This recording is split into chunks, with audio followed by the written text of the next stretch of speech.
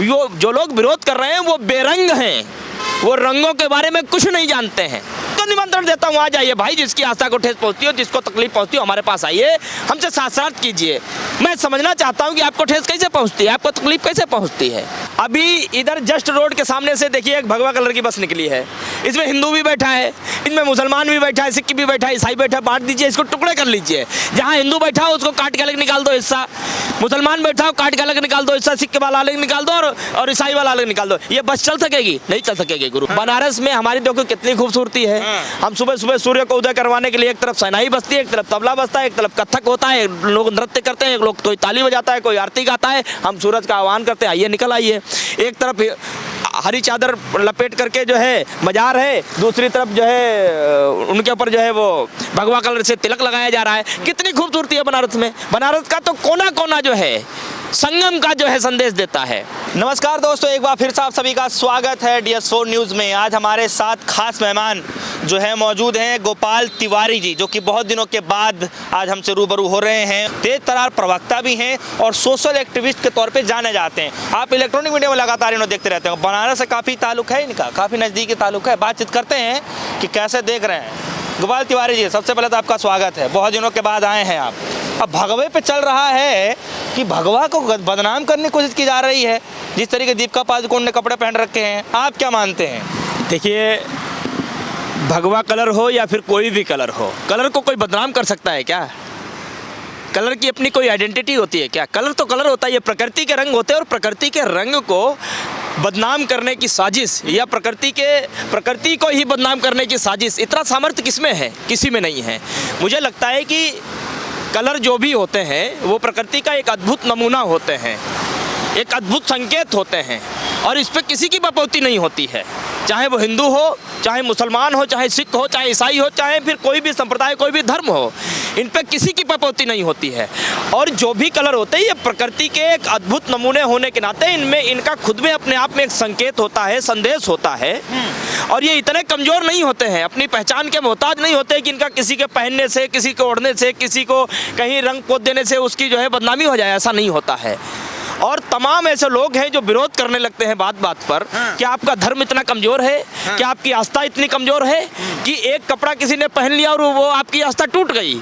आस्था का विषय है ना, हम उस कलर को मानते हैं, पूछते हैं, तो फिर ऐसे क्यों उसको दृश्य में दर्शाया जा रहा है? आप बताइए, क्या भगवा कलर सिर्फ एक ही वर्ग पहनता है?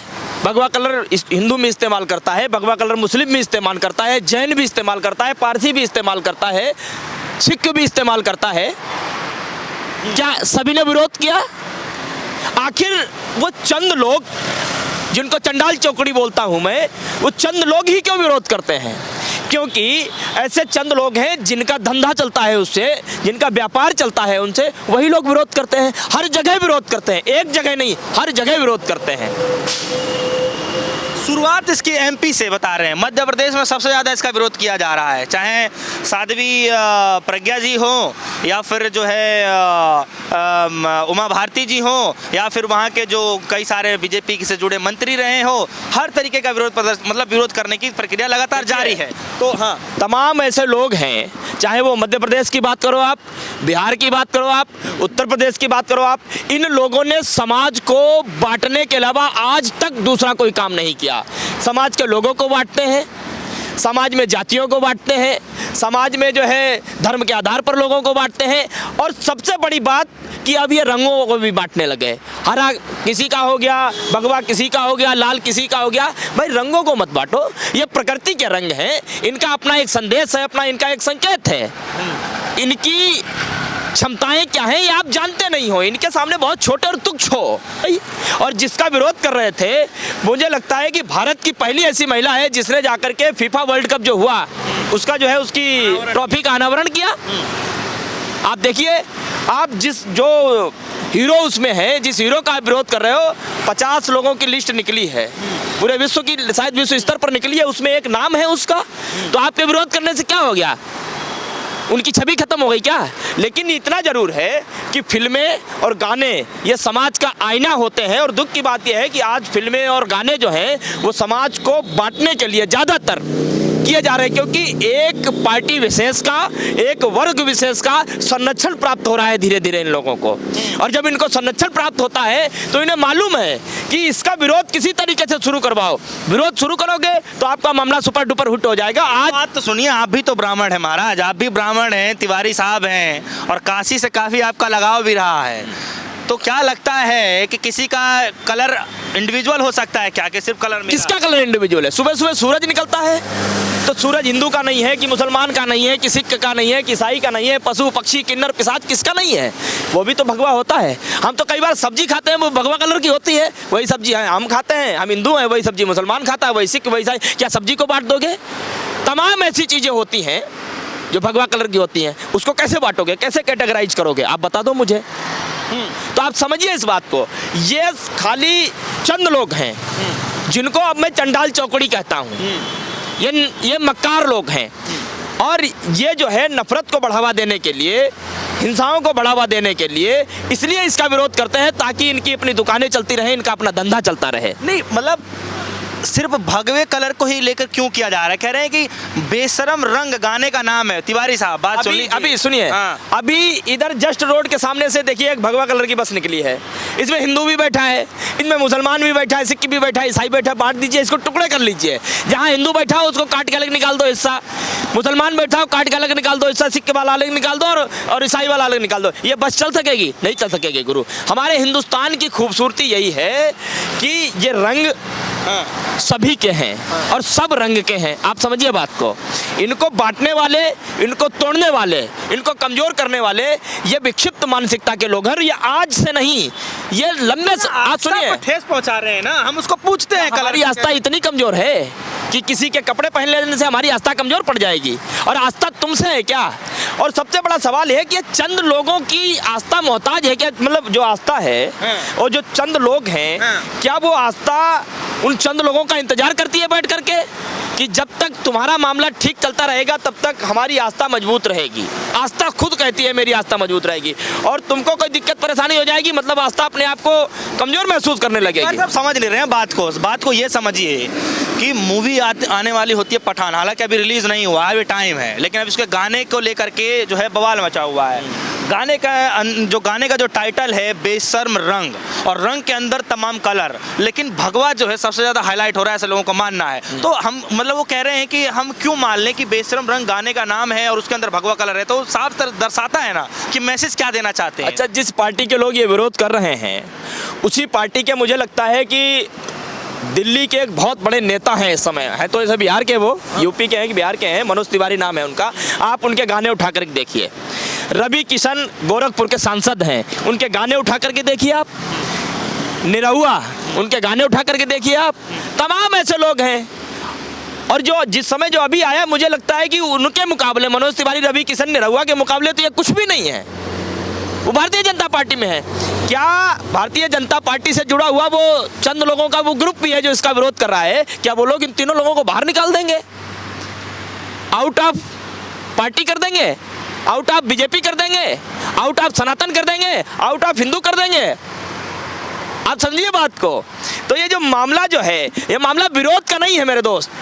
विरोध सिर्फ विरोध के लिए किया जाए या विरोध का कोई लॉजिक भी हो, इसका कोई लॉजिक नहीं। इलॉजिकल लोग हैं जो लोग उस रंग को लेकर के सनातन का जो है आस्था पे ठेस पहुंच गई, धर्म को ठेस पहुंच गई, हिंदुओं को ठेस पहुंच गई। ये जो लोग हैं, ये लोग क्या हिंदू धर्म के बारे में कुछ जानते हैं, सनातन धर्म के बारे में कुछ जानते हैं, रंगों के बारे में कुछ जानते हैं? नहीं जानते हैं। ये नाकारा मक्कार लोग हैं। इनका काम सिर्फ और सिर्फ विरोध करके समाज को दिग्भ्रमित करने का है।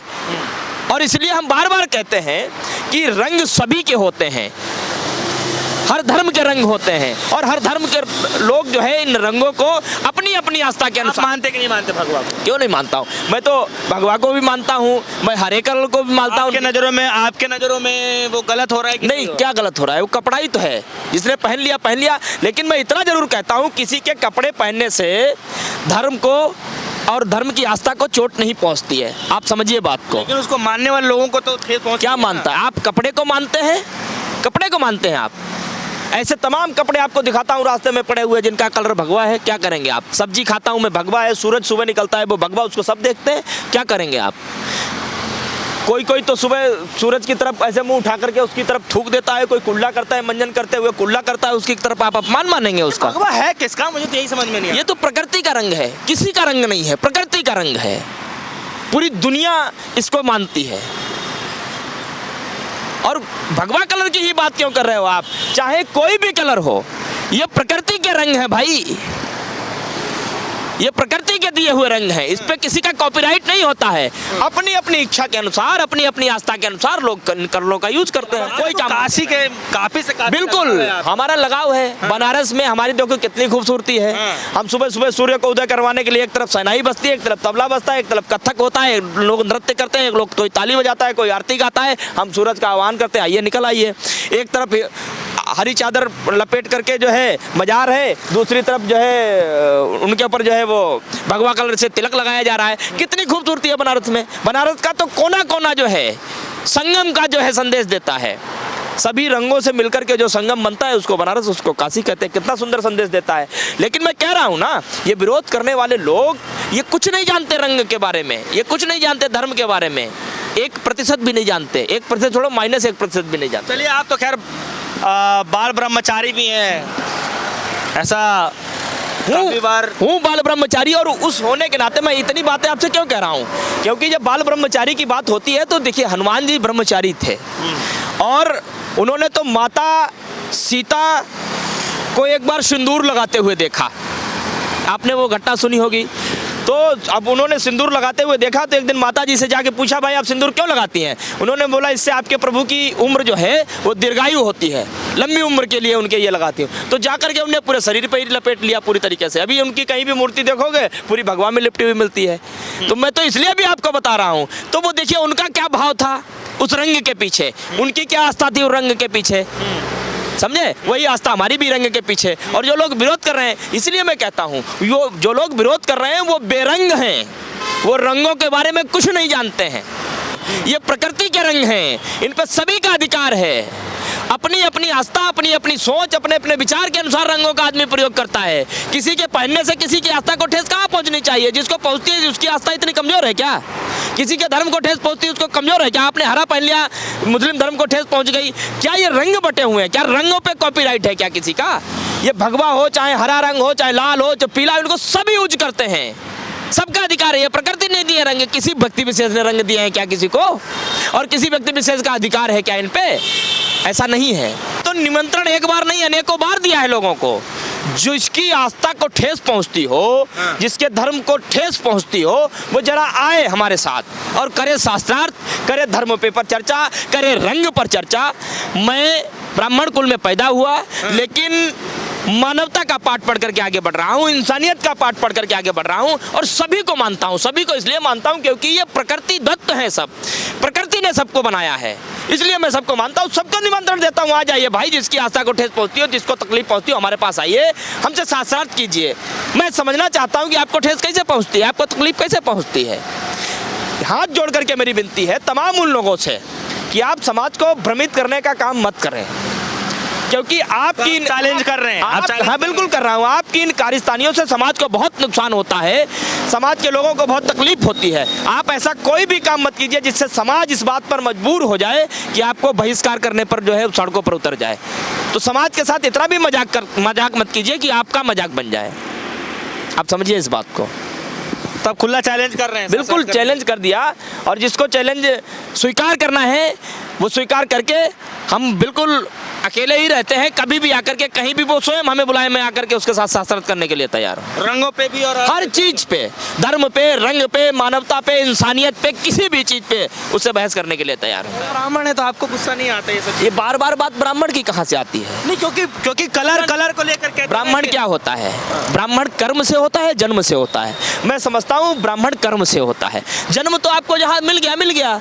अब उसके बाद आप अपना जीवन कैसे जीते हो, आप समझिए, वो उस बात आपके कर्मों पर निर्भर। आपके काम पिशाचरों जैसे हैं, निशाचरों जैसे हैं, आप ब्राह्मण हो जाओगे, ऐसा नहीं होता है। हमारा हिंदुस्तान एक सूत्र में ही बंधा है, और ये कैसे बंधा है आने वाले समय में शायद कोई ना कोई इसका उदाहरण आपको देगा, आपको पता भी चलेगा। चलिए, बहुत बहुत शुक्रिया। हमारे साथ जो है गोपाल तिवारी जी मौजूद रहे हैं।